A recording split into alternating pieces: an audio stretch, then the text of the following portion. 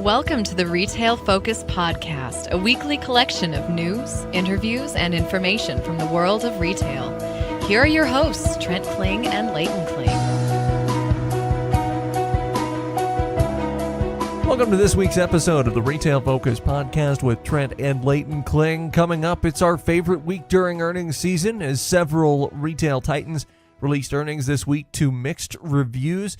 We'll talk Target, they'll lead our show, also Kroger, and we'll discuss Dollar Tree, including the announcement of possible closures of Family Dollar locations, and we'll talk about airport retail, an interesting article in Retail Dive, pushing that topic to the forefront of our minds. But as I mentioned, we'll begin with Target. Please remember to like us, rate us however you find us, whether that's on Podbean or Spotify or Apple Podcasts, any other platform.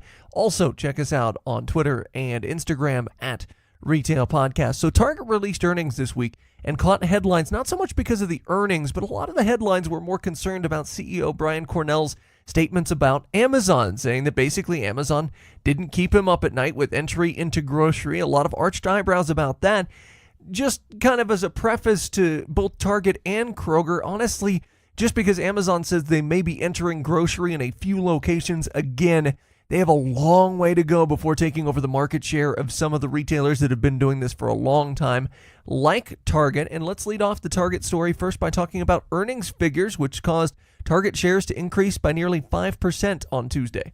Target is one of those companies that is really not only a retail staple and a company that we love to cover here on the podcast, but a company that really has proven themselves in terms of reinvestment. And I think that's what Brian Cornell, former CEO of Sam's Club, had said in the past. And if you look towards the earnings, you can see that earnings for the 3 months ending February 2nd came in at $1.53, which is pretty much above our expectations and 1 penny ahead of consensus forecasts. Up around 12% year over year. Revenue for the retailer was pretty much stagnant. It came in a little bit better than analyst expectations, but Trent, $22.97 billion is really nothing to scoff at. Same-store sales growth, which is a number that we love to cover with Target because it's been expanding at such a strong pace here recently for a mature retailer, it was pegged at 5.3%, topping expectations by around 0.3% or 30 basis points, if you want to put it that way. Same-store sales in November and December were the strongest, get this, since 2005. So around 14 years now is the number they beat, 14 years up overall for this particular quarter. You see that traffic was up as well, more customers coming into their stores, more customers giving a positive response about what they're seeing in terms of the lighting, in terms of the fixtures, in terms of the merchandising, and most importantly, in terms of grocery assortment. This is something which, again, alluding to Trent's earlier points, is very important for the company if they are to combat versus Walmart or Amazon, any other retailer trying to get in to the grocery arena and do so with force. And now 5 straight quarters, by the way, of 25% or more digital comp. So basically saying that 25% over last year's fourth quarter was the revenue coming in from digital sales. And you see that $5 billion now in annual digital sales coming in for Target versus the $1 billion in 2012. So not that long ago, they were a tiny fraction of online sales. And guess what, Trent? Talking again about groceries, a large percentage of those digital sales, a lot of those people that are buying products from the app, a lot of those products are now, guess what? Grocery items. So I think that Target has a really good strategy laid out, looking at the most convenient items, the items that are most purchased from their regular core customer, and trying to reach those people and create it easy for them to purchase the item and get it delivered to their door, or in Target's case, also at pickup locations. Brian Cornell also said that the comps reflect how the company's strategy from previous years has put them in the retail winner circle. And I quote winner circle there. They really feel like they have a high core competency in terms of delivering via any means now. And he thinks that all of that investment, which by the way, 2 years ago was criticized, saying that a lot of stores were spending a lot of money for changing up different things, rearranging areas of the store where people could pick up merchandise bought online. Well, it's now winning. He was crediting strong consumer sentiment in a number of his stores for this recent quarter. And he was also quick to point out that it has been getting the plans in place that has created the growth. So again, saying that all of that preparedness, getting the employees ready, getting the infrastructure ready, not just in terms of supply chain infrastructure, but the technology that supports that supply chain. Those plans, he noted, were expensive when they invested.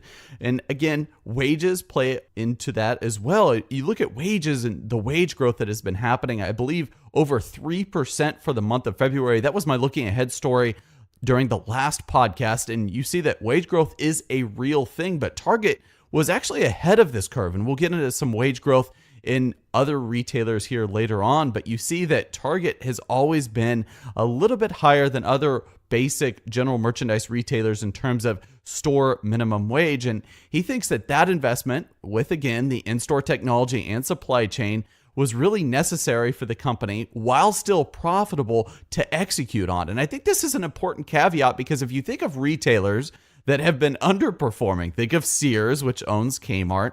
If you think of Kmart, if you go into their stores now, which by the way, I live around 5 of them, 5 of the remaining 205 Kmart stores, in fact, they are pretty much the same exact store that you would have gone into in 1994. So Kmart was actually profitable not that long ago. But the thing with them was they were afraid of reinvestment. They wanted to cut costs. They felt like they could be more profitable and last longer if they simply cut costs. Well, guess what? Stores age over time and people also shift where they shop over time. And Target recognized this.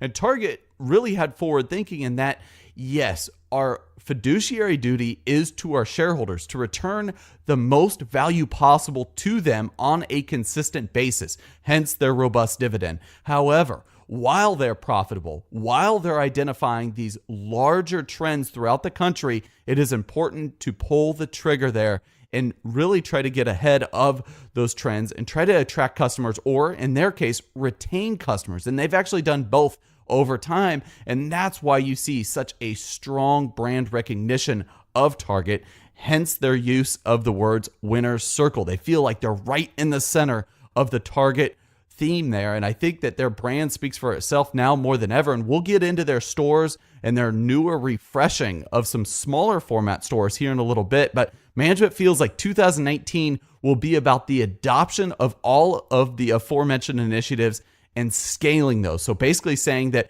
whatever has been working through the last 2 to 3 years, the changes that they've adopted over the last 2 to 3 years, they are going to scale those out to all locations now throughout the United States. And I think 2019 is actually going to be a pivotal year for them. 2020, moreover, is going to be about, okay, now that that reinvestment has taken place, that the scale has been completed, in other words, all of the stores are performing in terms of a fully operational omni-channel base, what are your margins? Are you going to be as profitable as you had promised in previous years? I think 2020 is going to be actually a more pivotal year than 2019, but simply said, both are going to be extremely important. And the adoption of best practices in both tech and that scaling initiative, it's going to be playing out in a very competitive space. Yeah, not only are they continuing with their restock plans, but they're expanding out their new program, Target Circle. If you've been anywhere in the digital space, you've probably seen ads for this. After testing in Dallas, they're now rolling out to 5 new markets, and this program rewards guests with a 1% rebate. So not quite the 11% rebate that a retailer like Menards offers, but 1% rebate nonetheless. And digital advertising regarding this Target Circle program has been ramped up over the past 3 weeks, particularly on large traffic websites such as Yahoo. Now, overall, together with Target's video presentation, this fourth quarter earnings call was by far one of the longest and most comprehensive that we have seen, not just from Target, but from any retailer. And honestly, when you look at the earnings call as a whole, in our opinion, they adequately went through the vision of the company. Not a lot of stones left unturned. They're very transparent.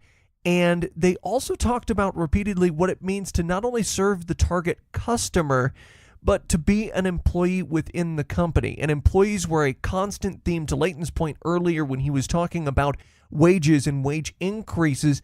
Target on this call gave thanks multiple times to the 350,000 employees working for them around the country. And later on in the call, management reminded listeners that they are sticking to the outlined plans of a 2020 $15 an hour minimum store wage, something that Amazon has also promised, while Costco back in March said that their starting wage would be raised from $14 per hour to $15 per hour. So we're seeing a lot of retailers jump on this bandwagon, Target not the least among them. And although we won't get into the debate now, some Target employees and Whole Foods employees in the past have spoken out about how incremental wage increases have resulted in maybe less hours or less employer flexibility, something that lawmakers are often warned about when implementing higher wages in municipalities, whether that's a city higher wage or a statewide higher wage. A lot of workers kind of worry about the flexibility because if you're paying your employees a higher rate per hour, sometimes other freedoms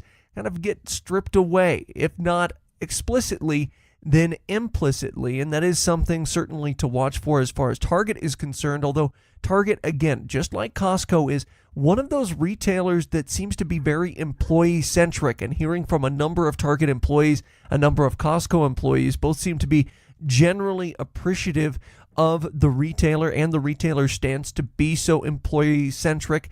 The same can't really be said for Walmart, even though they are making strides in that direction. But again, just 2, 3, 4 years ago, you had issues with Walmart employees striking or Walmart employees staging protests at their annual shareholder event. Now, back to Target here. This end of this latest fiscal year, and specifically this call, was more about what they've done over the last 2 to 3 years versus just the last 12 to 13 months. And something that Brian Cornell often reminds people of, just like Jeff Bezos reminds people of on Amazon calls, is that any results from their previous quarter, those had been really 2, 3, 4 years in the making, not only with all of these additional programs like restock plans and that type of thing for Target, but all of their store initiatives they feel like have really built up to their progress in the latest quarter. And I think that's something that shareholders have seen, certainly with the share price going up after a few of the latest earnings calls. Target said that over the last 24 months in particular, they've done extensive remodels in 400 stores. They'll look to remodel another 600 over the next 24 months. The remodels are done for a few different reasons. One, Leighton, you had mentioned, of course, the produce and the fresh food and that type of thing, the grocery section that Target was struggling in, trying to push that more towards the front of the store. But also, Leighton, you were talking to me before the podcast here. You visited a few of these remodeled stores. I have a few nearby myself. The changes make an immediate impression. Just when you thought Target stores couldn't get any cleaner or brighter, they did. A lot more LED lighting, creating brighter, more open spaces or open appearing spaces, lower hanging shelves, so you're not stacking the shelves quite as high. Think back to that Walmart disaster of a decade ago when stores switched out shelves and pushed less inventory out on the sales floor. But here with Target, instead, they're kind of moving around how the shelves are situated. There's not as much wasted space on the shelves themselves. Their planograms have been executed to perfection in some of these remodeled stores. And for Target, sales have shown that remodeled stores are performing better. This isn't just a matter of putting less inventory out on the sales floor, but it's a matter of displaying it in a better way such that you've got more room to free up for additional new products. You're bringing the products closer to the people that are going into the stores. You're not stocking it a mile high so people have trouble reaching for it. And all of these clever merchandising tricks seem to be working, even though at first glance it seems like they have less outstanding assortment available for the in-store traffic. It's not necessarily that the opposite is true, that they have more, but they're doing a better way of displaying what they did have. So it makes it look like less, but at the same time, the shelves look filled, and it's kind of like an ultimate eye trick for the customers that are coming into these newer Target stores. So it's not as simple as Walmart just saying, we're going to strip a bunch of products from our stores, leaving a lot of people out to dry and leaving a lot of people to complain about that. It's more a matter of how this is being displayed on the store level. And while they have closed several bigger locations in both large and small cities throughout the country, Leighton, they are sticking to the smaller store concept that they've created in more densely populated areas because, again, they're working and they've managed some merchandising tricks that's allowed them to boast over 100 fully operational small format stores.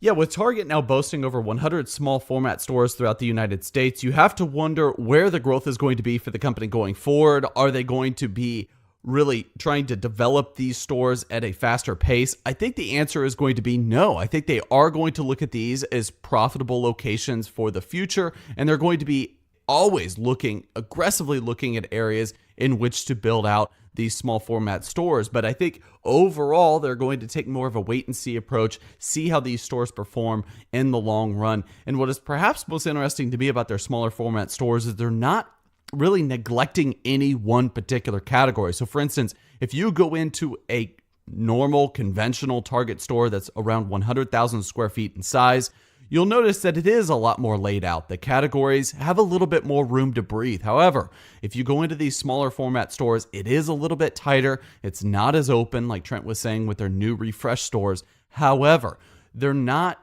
really dismissing any one category. We're talking electronics, health and beauty, groceries. In fact, they're pretty much trying to make it such that these are just miniature versions of their conventional stores. And I love that idea, because if you go into a Target, you think of Target as a one-stop shop for, let's say, pretty much everything. They have toys, they have the other areas that I just mentioned. And so you don't want to go into a smaller format store and then be disappointed because they don't have the item or the category that you went in the first place to get. So I think that's the really good thing here, in that if you think back to the Walmart Express concept, where they were opening in rural locations, those were pretty much grocery stores. They weren't like a Dollar General competitor, for instance. And I think a lot of customers were a little bit confused as to their strategy there. But here, the Target is basically a Target still. It's just going to be utilizing less square footage, less sales floor space. And I think, again, to your earlier point, Trent, they're able to leverage all of these different formats in a profitable way. And I think that's extremely important. And speaking of profits, the shareholders really liked what they saw during this last earnings call. You see the shares bump this week a little bit. They closed Friday around $75 a share. If you go back just a few months ago in December, they hit lows around $61 a share. If you go back to the 1 year graph, that's pretty much a low point for them. Highs of around $90 a share, lows of around $60. I think the Target shares right now at the $75 level is fairly reasonable, but it's just interesting to me, having said that, looking at their 1 year graph, how volatile their share price really is. And I think this is a company that is in it for the long game. And I just don't understand at this point. I would say skepticism was pretty much warranted 2 to 3 years ago, but they've shown their strategy. They've shown the results from their overarching strategies over the last 24 months and are still extremely profitable. So I just do not get the variance in the stock price. I do not get all of the criticism surrounding the company in terms of where they're going from here, in terms of trying to compete with Amazon and the Walmarts of the world. Currently, their share price does represent a dividend yield of 3.38% with a market cap of around $39 billion and a price to earnings ratio of, let's say in this current market, a modest 13.75. Well, speaking of market overreactions or potential market overreactions, Kroger announced earnings this week and took a massive hit. In fact, trading over 12% down at one point this week, as their outlook includes a number of digital-related expenditures. Now, like Target, Kroger has already spent a fair amount of money on wage increases, technology, and, of course, store pickup infrastructure with ClickList. So it's not just the digital initiatives, but also the initiatives that connect the digital to the brick and mortar. We've talked a lot about ClickList on this show and their expenditures towards ClickList. And Kroger has more or less been a victim of their industry because margins are thin. Everyone's okay with thin profits in order to win customers over and garner more traffic. But on Thursday, Kroger shareholders scoffed at their fourth quarter, and shares dipped over 10% at certain points throughout the trading day, as again, down as much as 12% throughout the trading day following the Kroger fourth quarter news. Part of this last week's overall sell-off was, of course, Amazon's news of opening a new grocery store concept throughout parts of LA, among other areas. And anytime Amazon announces anything with grocery, you see a hit. We've talked about it time and again on this show, where you were seeing retailers in the grocery space take as much as a 30% hit on their overall market cap after Amazon announced they were buying Whole Foods. Again, you look at that in hindsight, probably a bit of an overreaction, and it could be potentially said for Kroger's earnings this week. After all, a lot of analysts have been on Kroger to adopt more of these digital presences and adopt more of the ClickList platform throughout the country. Well, here they say, hey, we're doing it, but it costs money. And it's almost as though analysts and shareholders are taken aback that these initiatives cost money. But again, it's a matter of building for the long term for Kroger. Just like Leighton said, Target's in it for the long haul. Well, so is Kroger. They're not just trying to adopt ClickList and other digital platforms in order to maintain relevancy today, but they're doing it to maintain relevancy 10 years and 20 years from now. Let's talk about the actual earnings numbers now, as Kroger reported net income of $259 million or 32 cents per share. Now that is down significantly from $854 million or 96 cents per share in the year earlier period. Adjusted net earnings after taking out some of the one-time expenditures and write-offs came to about 48 cents per share, below the 52-cent FactSet consensus estimates. Now, sales fell 9.5% to $28.1 billion. That's also below the FactSet consensus estimate of $28.4 billion. Gross margins excluding fuel fell by 93 basis points, mostly due to, again, investments in the supply chain and also pricing pressures. We never really saw grocery inflation take off as many people, including us, said it likely would during this last year, and it came home to roost in this particular quarter. Costs rose as well as the company paid more in bonuses and had to staff the digital initiatives. If you go into a Kroger store, you see a lot of employees there gathering items for ClickList. That is not free. You have to pay those employees something, and those are extra employees above and beyond the ones they already had on the floor. Now, these revenue declines were all about the divestment of fuel centers and convenience stores, those not attached to current grocery stores. So when we say sales fell 9.5%, that sounds like a lot. That sounds like a company almost in failure mode. But keep in mind, during this past year, they divested their fuel centers and convenience stores that were providing those sales. They got a pretty penny for those. They've managed to fetch a decent price. When you look at same store sales, so the stores that they retained from last year to this year, they were up 1.9%. That pretty much matches inflation across the board and outpaces grocery inflation just slightly. The key for the company, though, all the digital cap expenditures that they've poured in, they have paid off to this point. Digital sales were up 58% year over year, which again shows wide adoption of their ClickList program, more stores adopting it in their system, but also more people starting to use that as well and become a little bit more habit forming as they do. Fuel sales in the quarter were also affected by a lower average fuel price, $2.34 per gallon versus $2.46 last year, but on the fuel front, margins were greater. Now, in regards to those pesky wage increases that a lot of retailers are mentioning as cutting into their bottom line, they feel like there's a direct correlation with employee retention. So might cut down on the bottom line now, but eventually you may see a benefit as they haven't had to reach out to hire or rehire certain employees, including benefits. So this includes benefits, something we didn't talk about with Target. Their average hourly rate is $18 per hour. Now, in areas where the company felt like they could trim costs, they've reportedly saved $1 billion in 2018, but ultimately that wasn't enough to impress analysts and shareholders who apparently wanted to see a larger bottom line there, even though we know the company is spending a lot of money towards these digital initiatives. They're spending a lot of money towards staff retention, and that's going to cut into the bottom line for now, especially when we haven't seen food inflation pick up, and especially when it seems like grocery retailers across the board continue to cut prices to the consumer to draw in that traffic. If you're a longtime company shareholder of Kroger, you have to really be scratching your head and wondering, where are the increased profits, or when are the increased profits coming? Because the last decade or so seems like it's been constant reinvestment for the chain, but this is pretty much what you have to do. This is a necessary evil if you dabble primarily in the grocery space. So I get it. A lot of shareholders are going to be impatient. And guess what? Not only do we get it, their chief executive, Rodney McMullen, also gets it. He acknowledged the downward stock move this week, saying that the team there at Kroger realizes that they have their work cut out for them, and the market pointed it out, certainly in terms of where the share price went.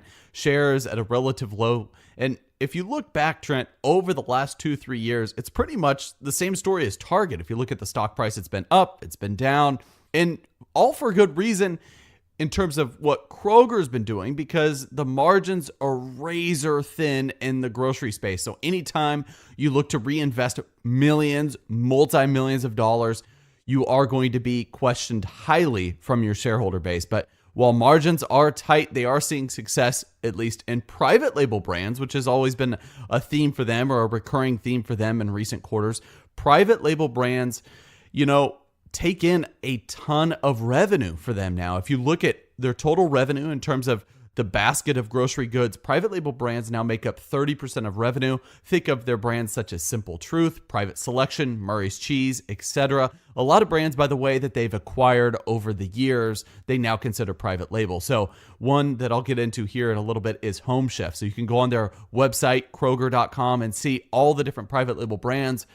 They introduced over 1,000 items under the private label brands in 2018. These are new item extensions under these larger banners. So Simple Truth, for instance, was a large percentage of that. Simple Truth, by the way, made up 15% of sales within private label brands.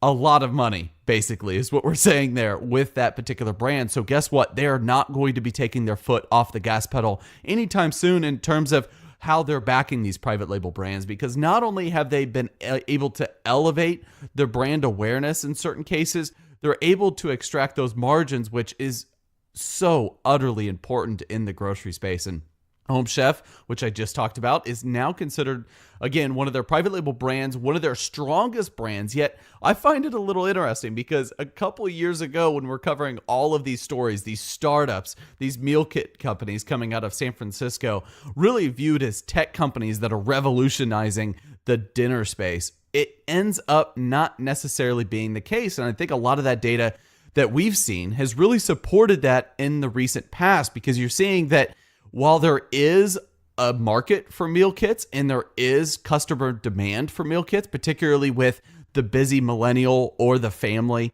that is really trying to get a quick meal that is still sort of fresh at home, we understand that there's a demand, but the demand really does have a ceiling, and the ceiling is a lot lower than a lot of people were speculating when meal kits were first becoming a thing. So you fast forward now to this acquisition, Trent. Home Chef, while still probably profitable within the Kroger portfolio, it's interesting because they're not boasting about it during these earnings calls anymore. They really aren't talking about it much. And if you go on their website, like I just said, if you go on their website and search for their private label brands, guess what? Home Chef is literally the last brand listed on their website. So it's not as if they view this as such a massive, profitable growth opportunity anymore for the company. Instead, they're sort of switching gears to digital fulfillment, for instance, their partnership with Ocado, which they had just announced on February 19th that they're going to expand. They want over 20 fulfillment locations. They're viewing delivery and technology more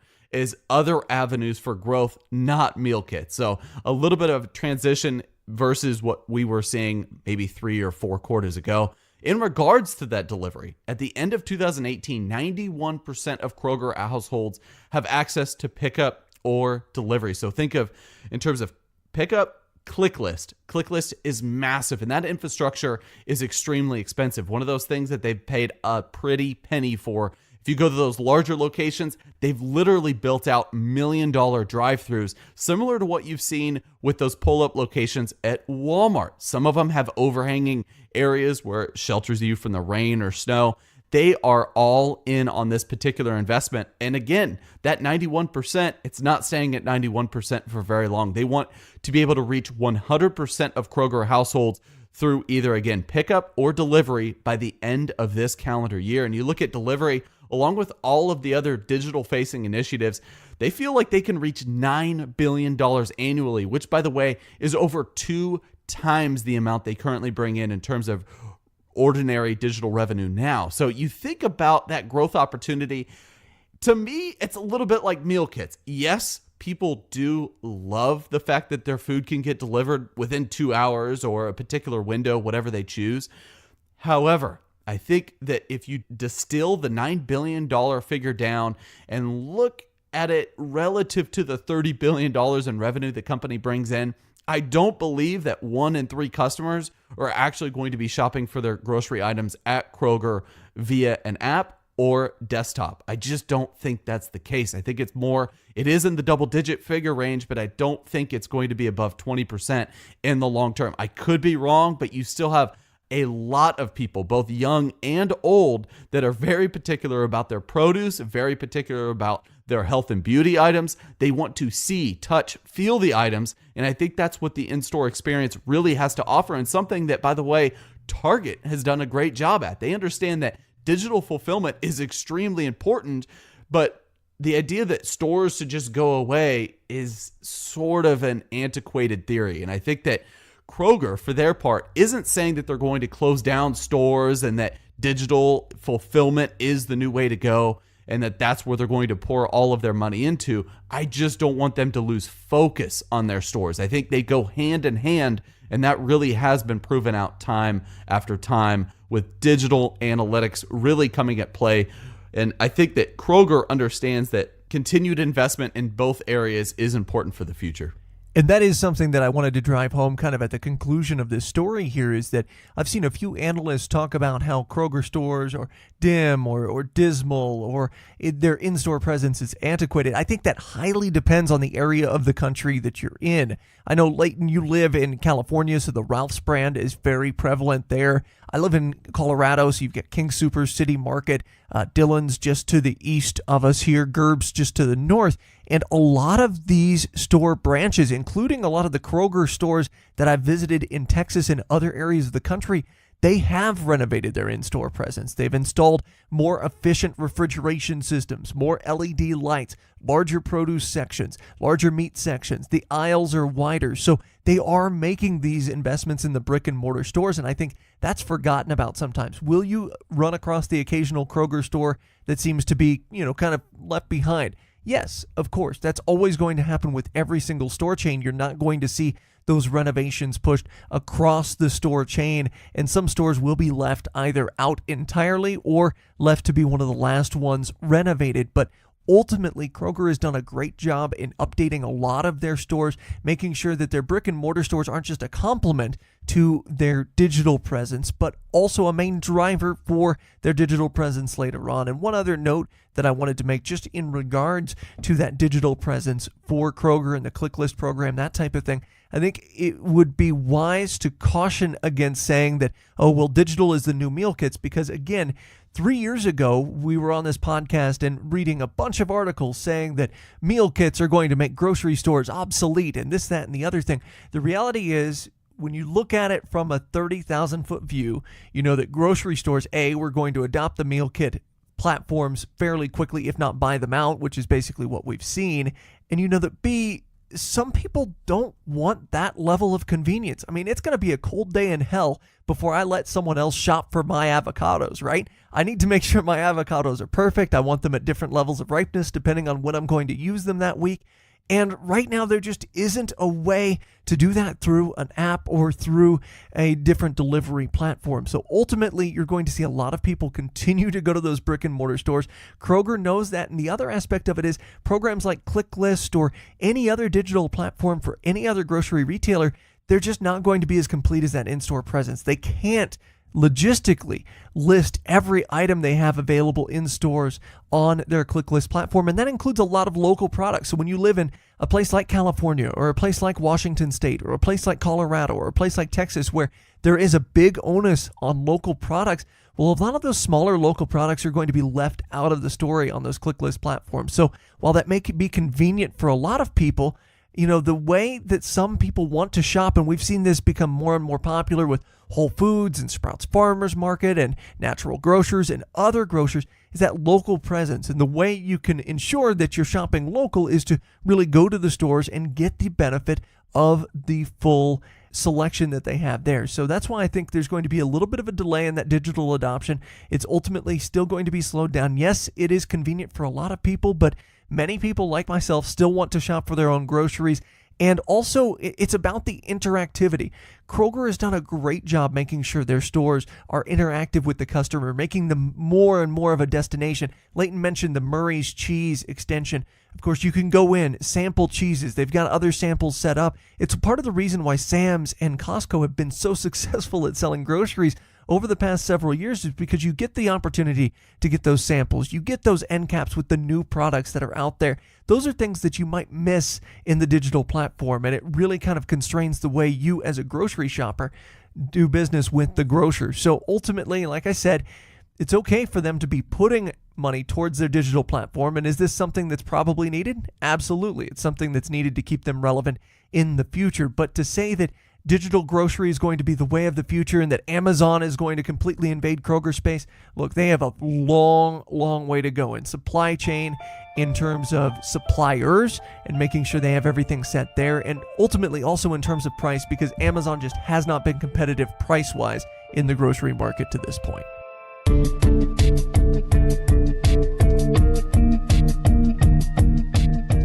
Well, we continue the second half of the Retail Focus with eye on an interesting story via Retail Dive, and that spending at airport retail shops has been increasing and is expected to continue in that direction. So Retail Dive released an article basically that says that airport retail has a long runway to growth, pun somewhat intended there on their end. Airport retail in general has an interesting dynamic because first, you have a captive audience, and second, you have to deal with staff and product being cleared by security. So supply chain management becomes slightly more difficult. Staffing becomes slightly more difficult. Just to give a little bit of a background, Alex Avery from Pragma Consulting said that airport retailers often kind of feel insulated from what he called street competition, and that retailers have sometimes made the mistake in the past, airport retailers that is, of considering themselves safe from what he called competition of downtown. And this is due in part to the fact that, according to Supply Chain Dive, the vast majority, so about 76 to 90% of retail in airports comes after security. And we all know those travelers passing through airport security are basically trapped in the airport once they're through. It's not something that you can move back and forth super freely about. Additionally, global data estimated that the average wait time for flyers after passing through security or on layovers is around 90 minutes. And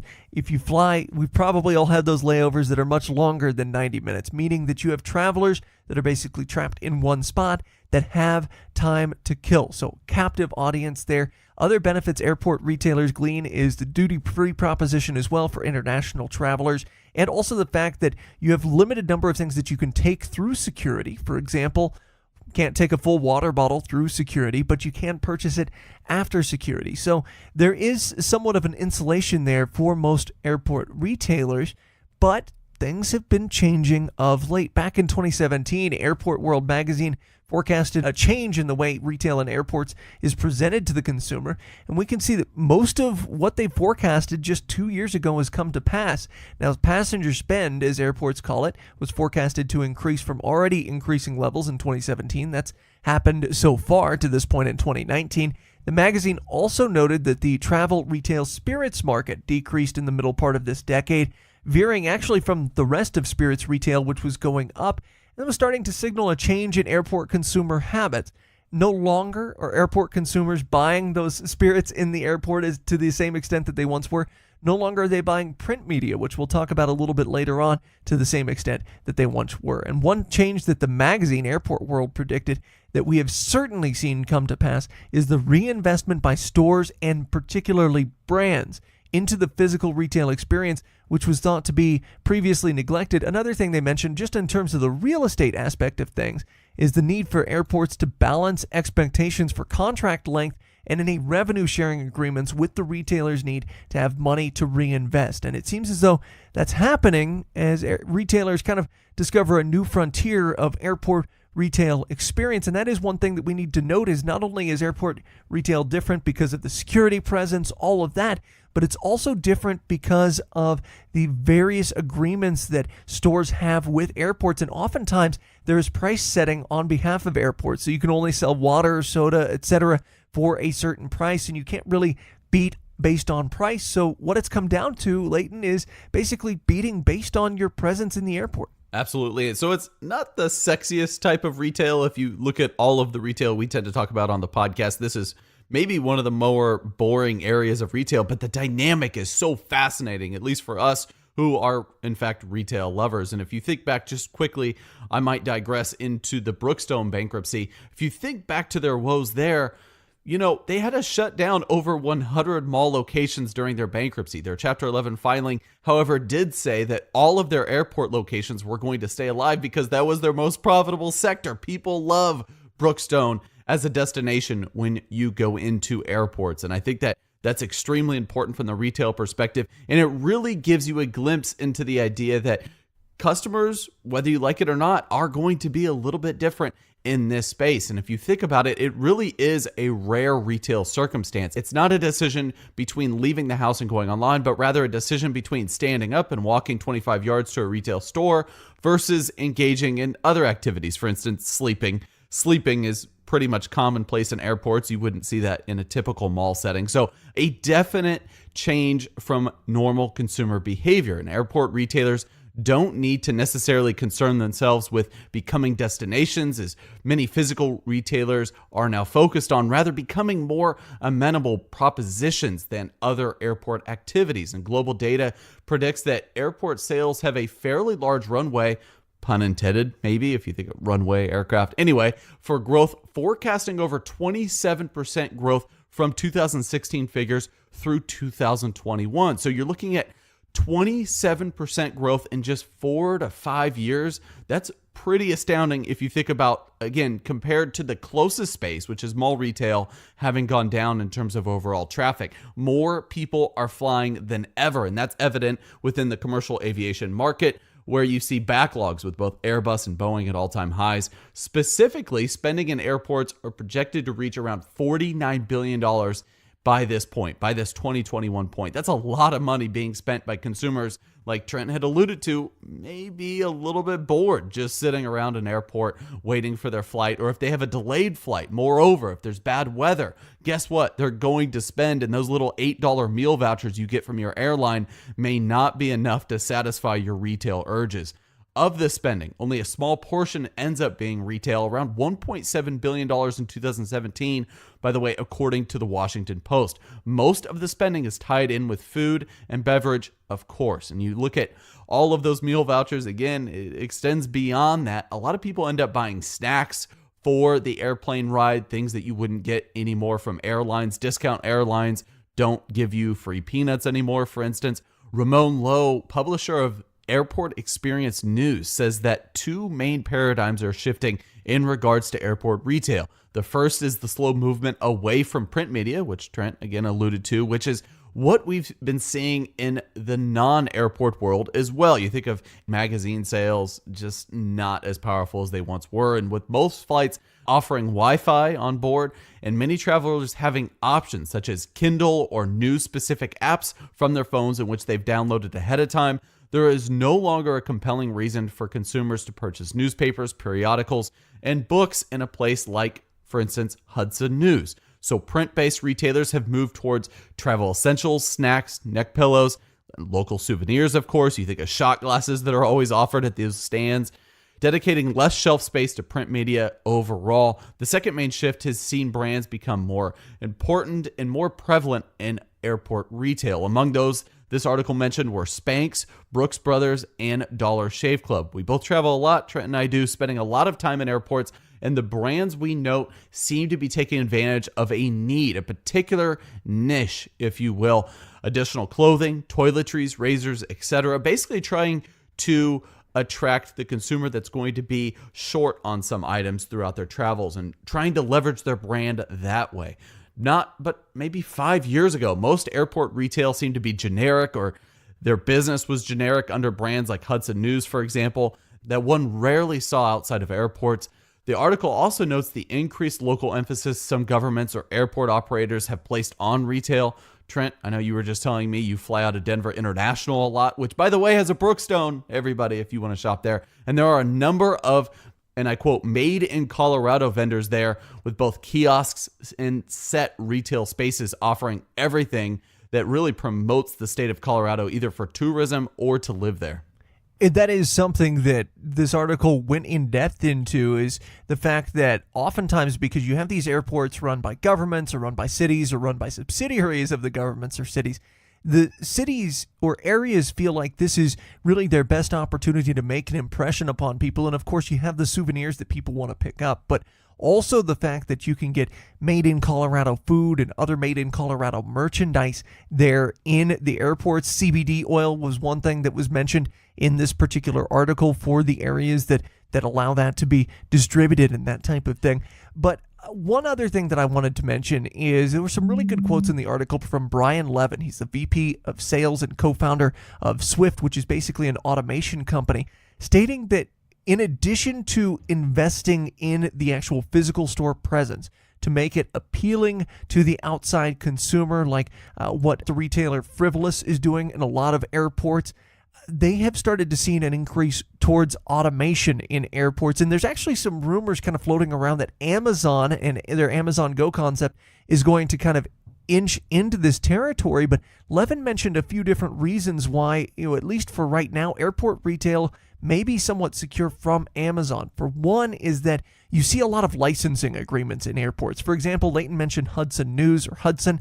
The fact is they operate a lot of stores within airports that are actually licensed to them. For example, FAO Schwartz is one example of a licensed store that does business through Hudson News. It's unlikely, Levin said, that Amazon would want to do anything like that because it basically pushes their business into another retailer's hands, and it requires Amazon to, and I quote, pull back the curtain a little bit. So that's one thing that you have to be aware of insofar as Amazon's foray into airports. But Levin also mentions the fact that Amazon, because of the way airports work, they don't really have access to some of that airport data that other airport retailers have access to because it's fairly closed off. So in essence, what you're looking at is the fact that Amazon is kind of chasing this from behind a little bit. They don't have the technology yet for those airport terminals, and they don't really have those systems to pick up on what inventory they should be stocking the stores with. A company like Zoom Systems, for example, has been in airports since 2005,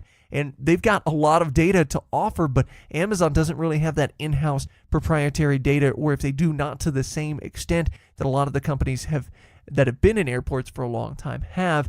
And then the other aspect of it is Amazon's unlikely to even license some of their products into other retailers in the airports, although, again, that's speculation, but we're seeing a lot of push towards that automation. And as it pertains to automation, we talk about a lot of people having time to shop in airports, but the bottom line is some people don't have that time. They've got to rush from either the security clearance to the gate or rush from gate to gate if they're a connecting flight, and they don't have that time. So that's why you're seeing a little bit more automation. You're seeing basically self-checkouts or other platforms used. Just like in airports, you're seeing that used in a lot of sporting arenas as well, but that's something that they say you're going to see a lot more of here over the next few years, automation, especially as it pertains to food and grocery retail within airports. So as Leighton mentioned, maybe not as sexy an area of retail as some of those that we discussed, but also an integral part and one that is a main driver,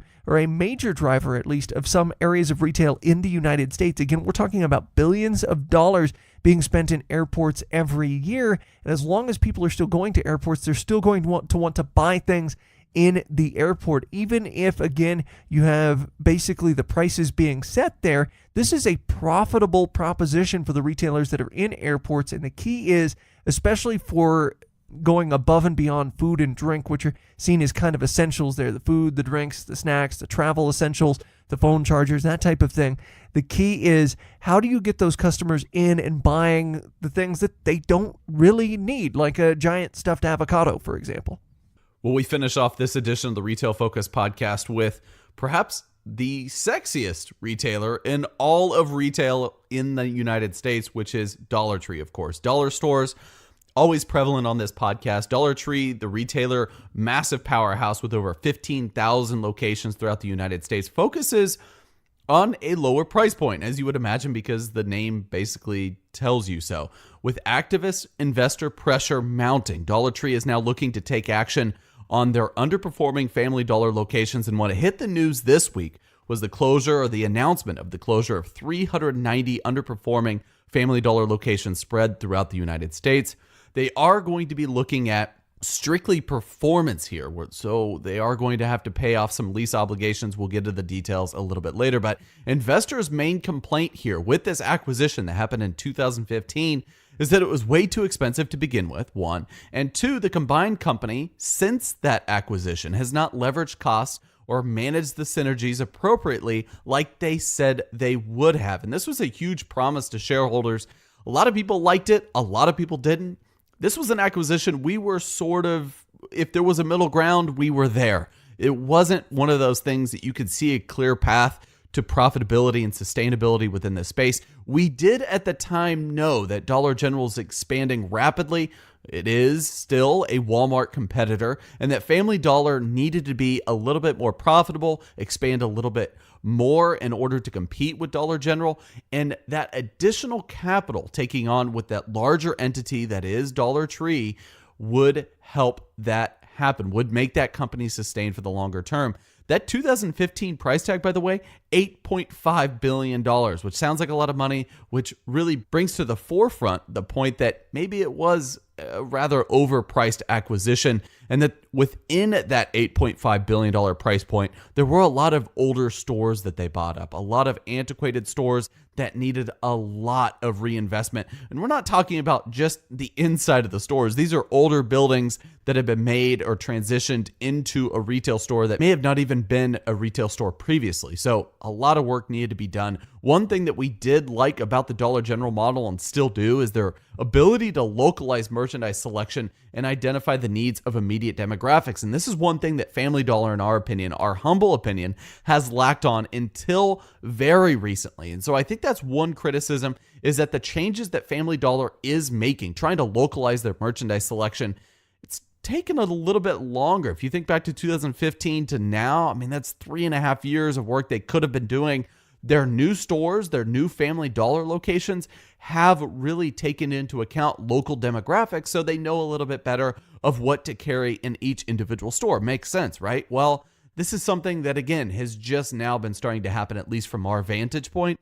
And I think aside from the more expensive HBA items, they are going to still stay in the same range as Dollar General in terms of price point. You think of Family Dollar as selling items between $1 and $10. Some are in the $20 to $30 range. But again, very, very low percentage in terms of the overall merchandise selection that they have at those higher price points. But before we slide into earnings, which is pretty much what this story is about, we do have to admit and acknowledge that the 390 store closings for Family Dollar is a drop in the bucket for Dollar Tree Corporation, which has, again, around 15,200 stores. I believe it's 15,237 stores. This on the back of hundreds of new Family Dollar openings in just the past couple of years, both in metropolitan markets that are densely populated and in rural markets where Dollar General doesn't currently have a presence. They've been building out hundreds of stores in multiple markets in multiple states. So you really have to take this with a grain of salt, and that they've actually opened more Family Dollars over the past few years than they're going to be closing for the 2019 calendar year. At fiscal year's end, by the way, Dollar Tree had just over 7,000 stores and Family Dollar had 8,236 stores. The cost of closing these stores is going to be a little bit steeper than what you and I had anticipated, Trent. 390 stores doesn't sound like a lot, but they're actually going to be writing down a ton of broken lease fees and the typical costs that come into play whenever you close a particular location. So there's going to be paperwork that has to be filed, the accounting costs. Think about all of the changes moving forward that they have to make in order to streamline the accounting once the stores are closed. Around $2.7 billion in total is what the company is going to be writing down. And you have to wonder, I mean, as a lover of finance, as a lover of real estate, you really want to be able to take a step back and think, well, is there something we could do to salvage these 390 stores, or maybe 200 of the 390 stores? Because if they're not profitable at all, that makes sense. If they're profitable a little bit, even if they have half as much operating margin as the other stores, are you sure you want to take that $2.7 billion write down?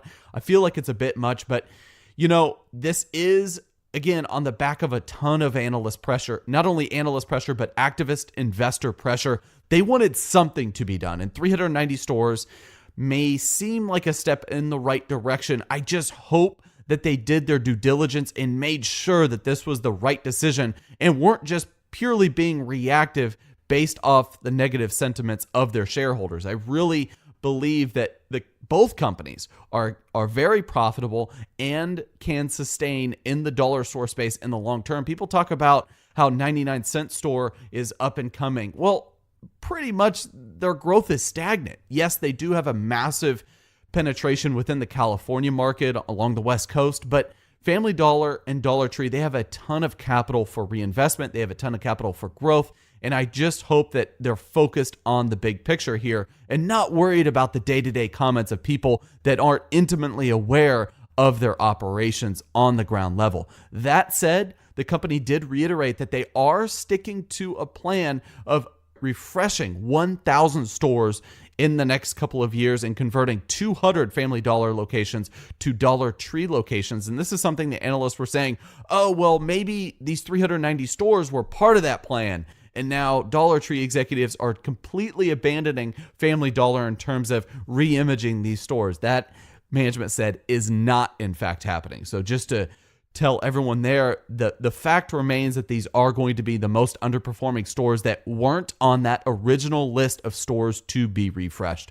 Lastly, on my point before I hand it over to Trent, shareholders have apparently liked this approach, or at least the news of these closures, and shares went up about 5% on Wednesday this week. Shares are up almost 20% over the last few months, and this is a stock trend that has done extremely well in an extremely short period of time, hitting one-year highs. And I get that there are a lot of sentiments out there from activist shareholders and analysts saying, hey, they need to spin Family Dollar back off. They need to sell Family Dollar back off. Look, still early in the process. We're still just a few years into everything kind of being smoothed over. And even then, you're seeing a little bit of cannibalism from those Family Dollar stores that are close to Dollar Tree stores, some of which are among the 390 that are being closed down. So to Leighton's point, we haven't started to see a ton of the same store sales numbers trickle in from the new Family Dollar openings that have been done since Dollar Tree took over. So once you start to see those, you're going to start seeing those same store sales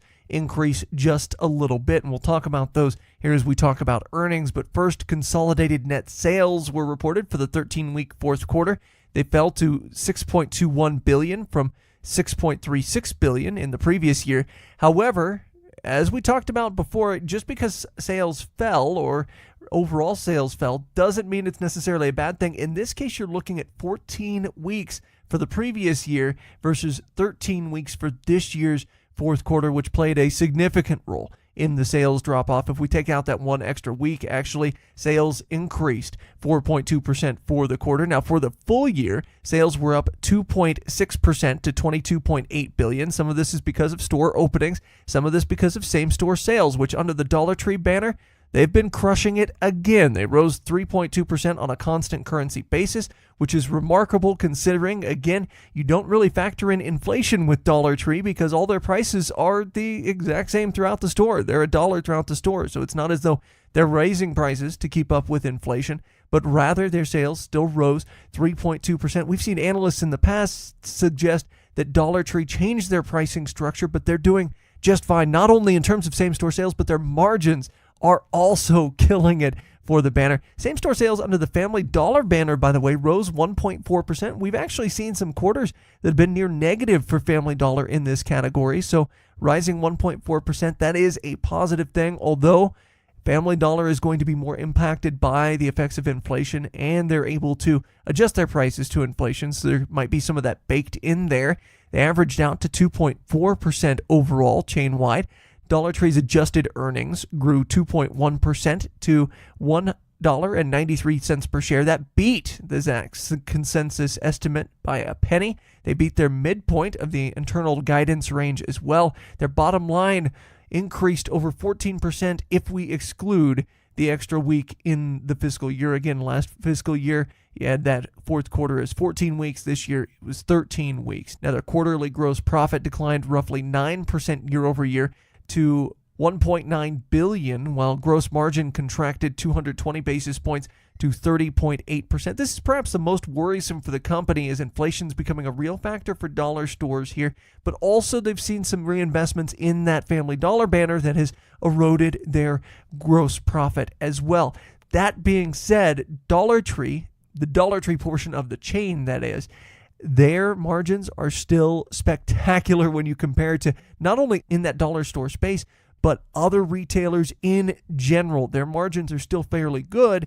And the Family Dollar brand, that's been kind of a drag on margins in general because of all this reinvestment, because they're working on still thinning out some of the underperforming stores after the acquisition. But as Leighton mentioned, they're beginning to open other new stores, in fact, hundreds of stores over the last few years in different markets, including rural markets. And so you may start to see some positive impacts from those going forward. Now, in terms of comments on the call, CEO Gary Philbin almost immediately addressed the elephant in the room, which is becoming Family Dollar. Again, you're seeing activist shareholders, you're seeing analysts say Family Dollar has got to go, but he said that the company is absolutely still going to reinvest and go forward with previous plans to refurbish 1,000 locations total. They're going forward with the plan to not only refresh, but create a large $1 assortment. Finally, heeding advice from those close to the industry. It's kind of counter to some of the advice from analysts and activist shareholders who had said you got to move away from that dollar price point. Instead, they're weaving more of that into Family Dollar. Honestly, I personally think that's a positive decision because that's a big pull, especially in a lot of these markets that Family Dollar is in. You're serving rural areas which are underserved in terms of retail. They're looking for that value proposition there, but you're also serving urban areas that are also underserved in terms of retail. So you're creating that value proposition. You're creating something that's going to get people into your stores versus driving the extra 5 to 10 minutes to go to a Walmart or sometimes more in the rural areas. That said, Philbin did emphasize Dollar Tree's ability to do what others in the dollar store marketplace can't. He said that store comps were evidence of this enough. 44 quarters of positive comps without moving the price point of $1, which is just amazing. Operating margin, by the way, at 12.8% for the quarter for that particular banner. Again, that dollar price point I don't think is the issue for Dollar Tree. I think it's more of the fact that they are paying for reinvestment here, especially for the Family Dollar brand. That's what's hurting overall margins. But again, Dollar Tree, the store itself, seems to be perfectly healthy. And new sourcing opportunities, this is crucial when we're talking about that $1 price point, are apparently bountiful, which could dismiss any ideas of inflation potentially hurting the sustainability of that solidified $1 price point in the heads of consumers. Philbin seemed thrilled that their merchandising teams returned from another successful overseas buying trip. They said they're second to none in sourcing high-quality, great-value products while managing and detecting product margins. And ultimately, in a case like this, especially for Dollar Tree, it does come down to the buyers. The buyers really have to carry that weight, especially with all of these tariff talks, especially with the talks of things maybe being more expensive from foreign markets. It comes down to the buyers and the type of excitement that we heard on this call about product sourcing, very similar to what we felt from an Ollie's Bargain Outlet quarterly report in the past, wherein they feel like product opportunities are endless. And it seems kind of counter to what we've heard from other retailers like Big Lots, who have mentioned from time to time over the past couple of years struggles in terms of sourcing. This is something you certainly want to hear if you are a shareholder, or if you're a fan of Dollar Tree in general, or plain and simple, if you're a customer.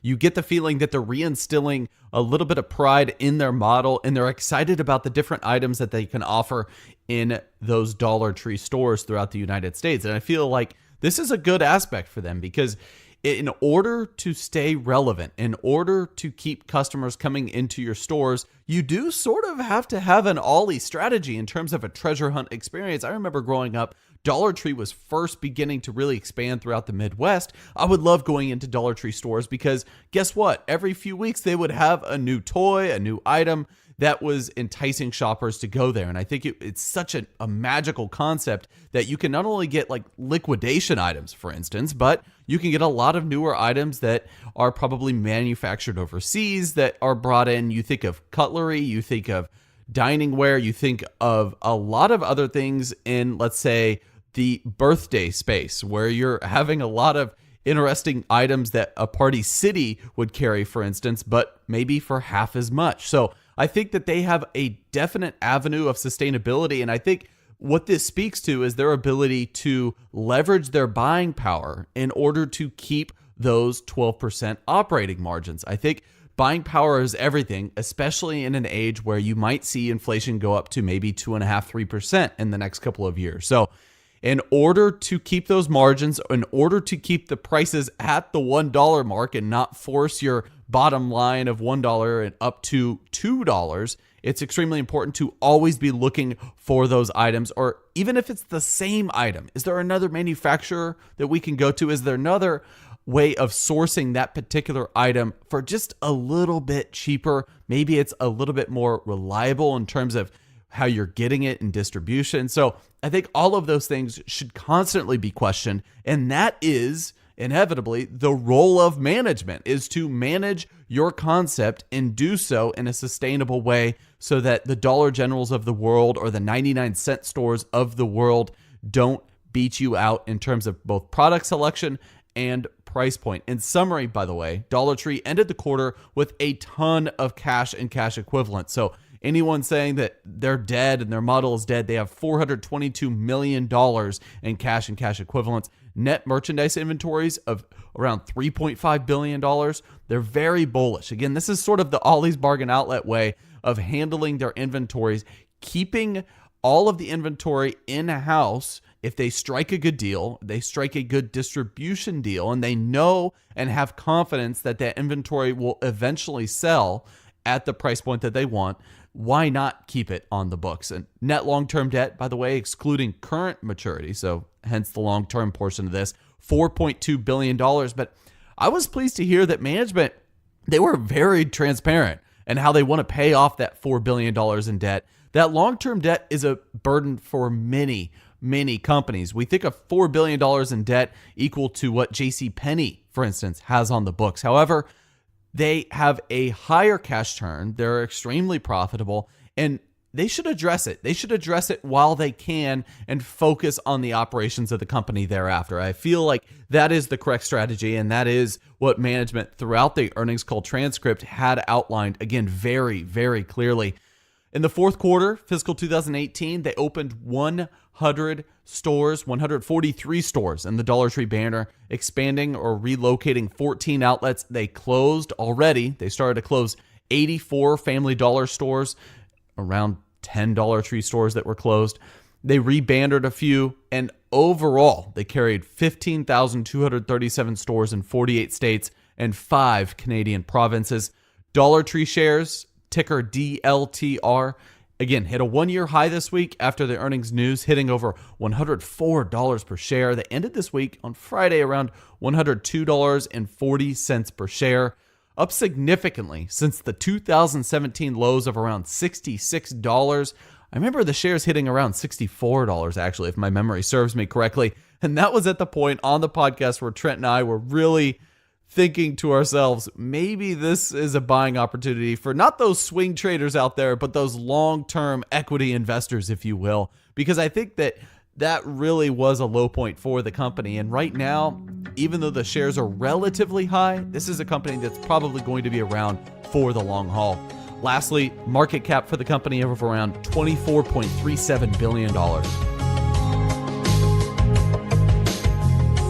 As always, we may have a position in or against companies we discuss on the podcast.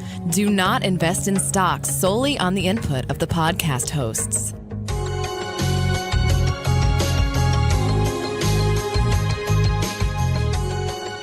So we've reached the final step of the Retail Focus podcast, and this is a segment we call Looking Ahead. Every week, Leighton and I take a look at a story we're keeping an eye on for the next week, month, or year. This week, I'll go first. I'm looking at Walmart. So it was announced this week that Walmart trying to change their return process up in stores, so to speak. And so what they are looking at is potentially introducing returns as you walk into the front door of the Walmart store. Now, in order to properly look at this story, I want to look back to 2017, October of 2017, if you will. Walmart announced on their website that they are reinventing the returns process. They brought out a stage that basically customers could initiate a return using the Walmart app and then finish the return at the store using the mobile express lane at the customer service desk. And They mentioned in the press release for this that customers may even find the return process a little enjoyable. Well, we can see now that that wasn't necessarily the case. It didn't get adopted to that same extent. And so what Walmart is doing is instead moving the returns process closer to the front of the store. In fact, to those customer hosts there, the folks wearing the yellow vests, if you're familiar with the Walmart setup there, they're going to have the power to process returns and issue refunds at the store entrances. And this is according to Walmart's U.S. CEO Greg Foran at the UBS Global Consumer and Retail Conference on Wednesday. That's one of the reasons why it gained and garnered highlights there from a lot of media outlets. He mentioned, and I quote, "The customer host will have the technology to do a refund for you right there, including cash." A lot of the frustrations with returns at any retailer is the wait at the customer service desk. You get that friction there. Walmart's going that extra step. The key is, will people use this process? So this comes down to a number of different things within the store. It's easy enough to say this is going to be done, but as we always talk about here, it comes down to execution. So the key is going to be, first, making sure that these particular customer hosts are all trained in order to do a refund, making sure that everyone has the technology available there, including whatever technology they're using to dispense a cash refund there at the front of the store, and also making sure, and this is the key part of it, also making sure that customers are educated. And this is where kind of that discovery process for those customer hosts comes into play, because if someone walks into the store and goes straight to the customer service desk with the return, and the customer host doesn't ask them a question about it, or doesn't ask the right questions about what that customer might be looking to do that day, then it's going to just cause the customer to go back to the customer service desk, and the process will be the same as it always has. Can Walmart retrain the customers to return it right there at the front of the store with one of the customer hosts? Can Walmart adequately staff the store to where customer hosts are available and ready to process those returns and they don't get caught up with other things? Because also those customer hosts have a number of other jobs within the store, including oftentimes watching over the self-checkouts. And finally, is this a circumstance where those customer hosts will be adequately trained to actually reduce the friction? Because if you go to a customer host to try and return an object and either they're not trained, or if something happens poorly with the technology, that could actually cause more friction at the front of the store. So all of these are factors to be watching for here in Walmart, and I'm not really so concerned with the financial impacts of this particular story, but I'm more concerned with how Walmart executes on this new initiative, because we know that initiative in 2017 never really gained serious traction within the store. It was a really good looking ahead story, Trent. I actually fell asleep halfway through, but ended up waking up to another story that I think is a true looking ahead story, because I don't often have true looking ahead stories in my looking ahead stories, meaning that there is going to be some change in the future for a number of municipalities that are looking to ban cashless stores. So throughout the Los Angeles metropolitan area, there are a lot of pop-up shops that only take credit card or different forms of electronic payment, where you can just go put your card up against a register and it processes your transaction. Now, a lot of cities are actually looking to not have it be so. They want to force a number of retailers, particularly in the food and beverage industry, to take cash or any form of US dollar payment, basically. A lot of laws that are on the books, in particular one in Massachusetts, states that a lot of stores have to be taking of all different cashless options and cash options. And for nearly 40 years, retailers cannot, and I quote, discriminate against a cash buyer by requiring the use of credit. However, that of course sounds like an antiquated law, because it uses the language of credit, meaning that any card is a credit card. As we know now, a lot of cards, including Snap, including debit, are basically cash transactions with or without an intermediary. So I believe that this law is really has some precedence and has some relevance to the 2018, 2019, 2020 time period. Last year, we saw the Amazon Go store open up, and you saw cashless transactions happening there. Massive amount of technology within those particular stores there at Amazon.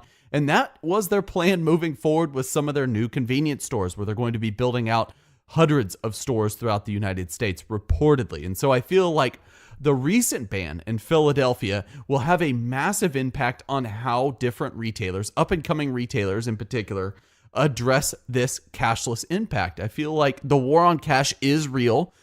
I do, however, believe that over the next 15 years, there will still be cash transactions. I don't believe cash is going away anytime soon. However, of course, those cashless types of payments are taking more of the market share in terms of the overall types of how people are paying when they hit the register. So I think it's going to be interesting because the cities have to evolve. Really, the onus is on the company. In my opinion, they are losing money if they say no cash ever. They are truly going to be losing out on some sort of revenue. We get that a lot of companies don't want to take counterfeit dollar bills, but I think that it is just easier for them to go cashless. It's easier, and they know that the sacrifice is going to be on the top line perspective while making the operations a little more seamless, a little bit better in terms of their digital optionality. And so I feel like a lot of shift is going to happen within this industry. And far be it to me, to say that a municipality can say one thing or implement another. I believe, though, that the long term is going to see cashless points of sale. I think that's the inevitable outcome of all of these different platforms. And we were talking about MasterCard's earnings release not that long ago. They feel the same thing. The same thing is happening there, where you see trillions of dollars crossing Visa and MasterCard cashless platforms every year, trillions of dollars. So for a small city to say, okay, if you're going to open up shop, you have to be able to accept cash payments, which, by the way, may only be 11% of your total transaction volume. I'm not a lawyer. I don't know the legalities, but I think things are going to change. I think it's going to change for the better for the consumer. I personally don't use cash, have never used cash in the last 2 to 3 years when making a grocery store transaction, when buying a cup of coffee. So for those individuals, it may be a little bit frustrating that use cash on a daily basis. They don't understand the new age technology. I get that. And perhaps that's what these cities are looking at is trying to look at the inclusion of all of maybe the older demographic that refuses to have a credit card during any transaction. And sometimes it's not just the older demographic there, but also you're looking at people that, for whatever reason, can't or don't have a bank account, or you're seeing some of that space be filled up by some of the banking programs like Chime, for example. But there's still a subset of the population that, again, for whatever reason, can't or won't have a checking account there. And so it's difficult for them to have that card for those card-based transactions. Nonetheless, that'll do it for us here on the Retail Focus podcast. For Leighton, I'm Trent. You can check us out once again, Twitter and Instagram at Retail Podcast. We'll be back at you about a week from now. This has been the Retail Focus Podcast. For more, visit our website at retailfocuspodcast.com and subscribe on iTunes or Stitcher. Follow us on Twitter at Retail Podcast.